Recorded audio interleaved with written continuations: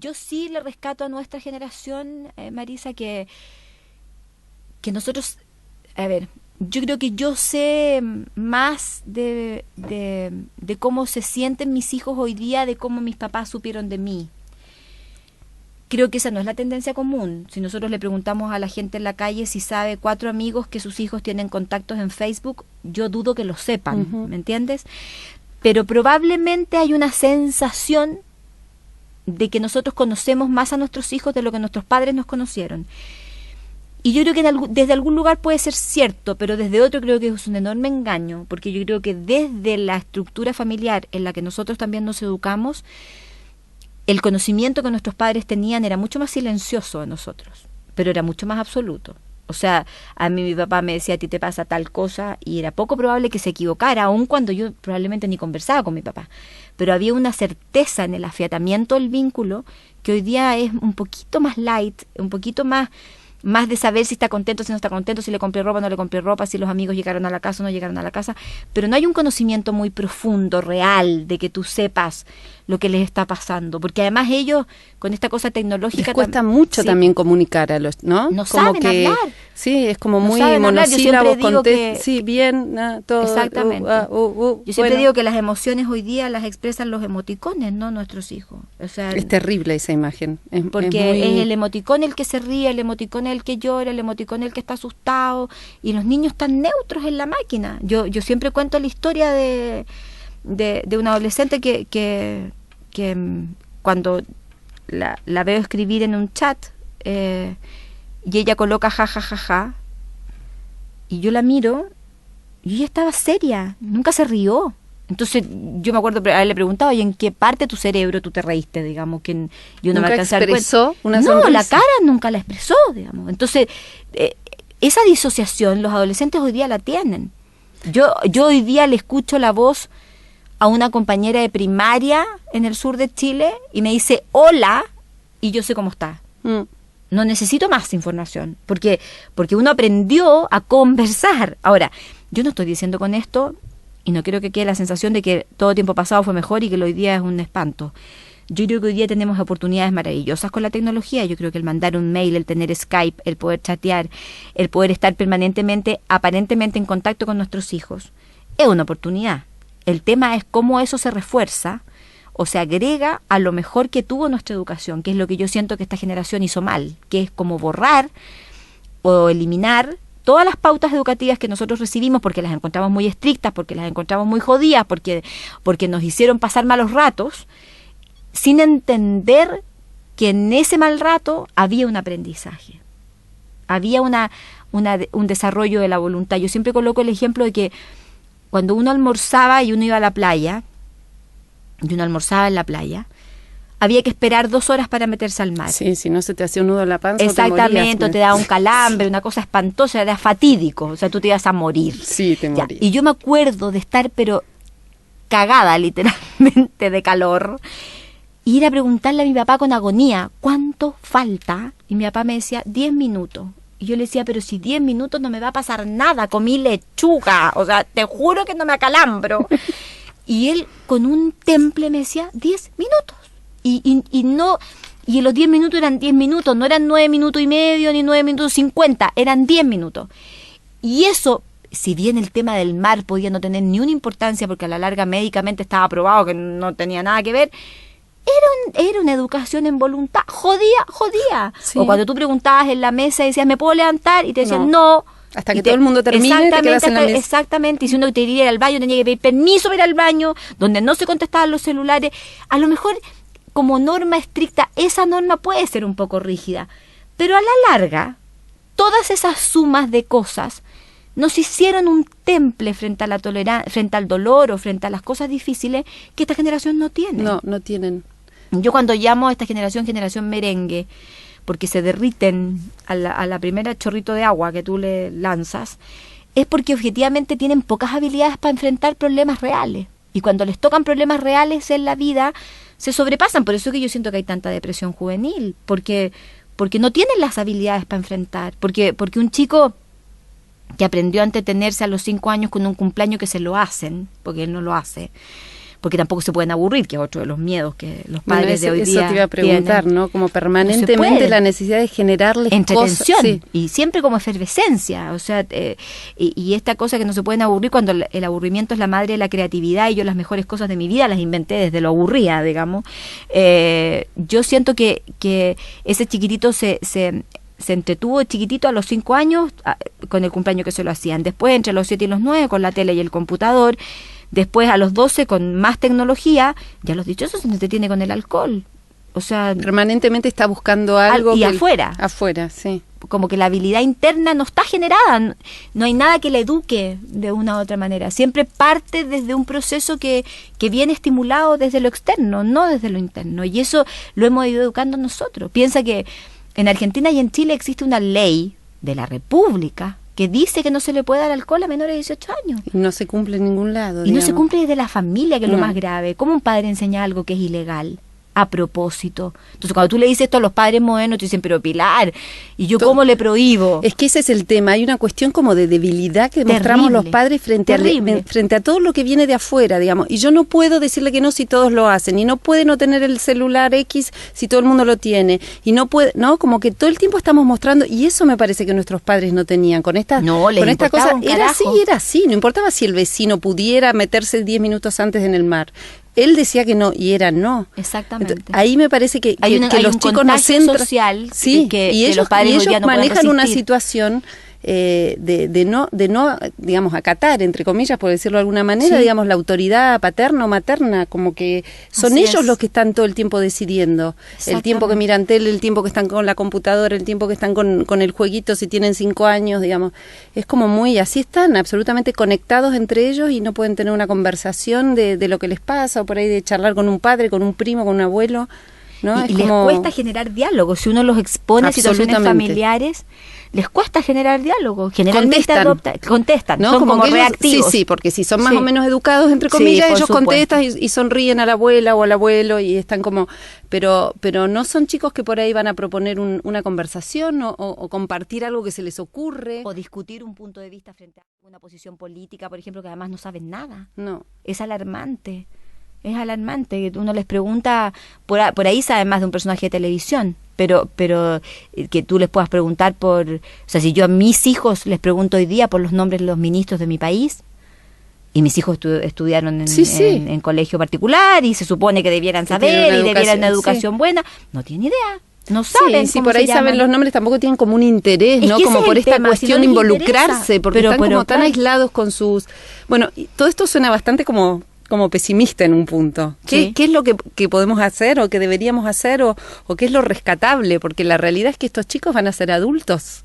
Están siendo ya, ¿no? Yo siento que hay un buen porcentaje de jóvenes y de chicos que son los que hacen las cosas bien, y que esos que hacen las cosas bien generalmente pertenecen a redes. Yo en todos los estudios he llegado a la conclusión de que los chicos que van por mal camino son los que están aislados y que de alguna manera están supeditados a estos papás débiles, más esta presión del mercado.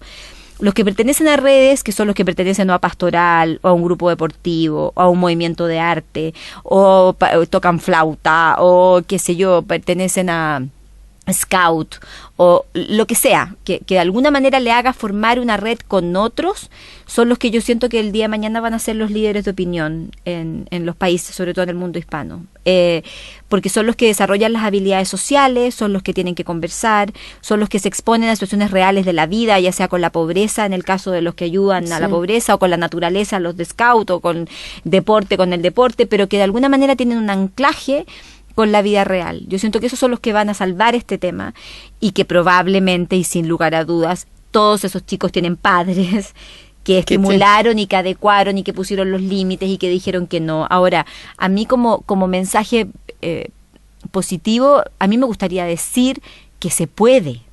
O sea, cuando uno se coloca en límites claros y uno establece disciplinas y dice no, y el no se transforma en un sí a los 15 minutos, cuando tú das penitencia o castigas después de un acto que ese chico no cumplió lo que tenía que cumplir, y haces que eso se ejerza al final funciona. Los hijos se acomodan, se adecúan, se encuadran dentro de este cuadro que tú mismo les dibujaste y funciona, y ellos sacan lo mejor de sí.